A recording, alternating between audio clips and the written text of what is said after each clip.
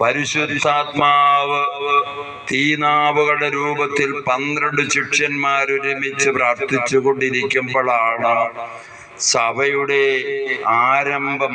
പത്രോസിലെ ആ ശിഷ്യന്മാര് പരിശുദ്ധാത്മാവിനാൽ നിറഞ്ഞ് വിദ്യാവിഹീനനായ മുക്കുവനായ പത്രോസ്ലീഹ അന്നൊറ്റ പ്രസംഗം.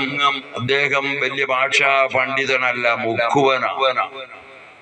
അങ്ങനെ അദ്ദേഹത്തിന്റെ പ്രസംഗം കേട്ടത് ലോകത്തിലെ വിവിധ രാജ്യങ്ങളിൽ നിന്ന് വന്നവരും വ്യത്യസ്തമായ ഭാഷ സംസാരിക്കുന്നവരുമായ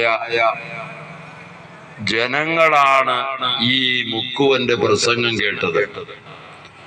ആ പ്രസംഗങ്ങളെല്ലാം താന്താങ്ങളുടെ ഭാഷയിൽ അവർക്ക് മനസ്സിലാക്കാൻ തക്കവിധം അവരുടെ ഹൃദയം തുറന്നു കൊടുത്ത് അവർക്കത് ഗ്രഹിക്കാനുള്ള ജ്ഞാനം കൊടുത്തത് പരിശുദ്ധാത്മാവായ ദൈവമാണ്. ആ ഒറ്റ പ്രസംഗത്തിലാണ് ആദ്യമായിട്ട് മനസ്സ് മാറ്റി യേശുക്രിസ്തുവിനെ രക്ഷകനും നാഥനുമായി സ്വീകരിച്ച ആദ്യത്തെ ക്രൈസ്തവന്റെ ഉത്ഭവം അന്നാണ്.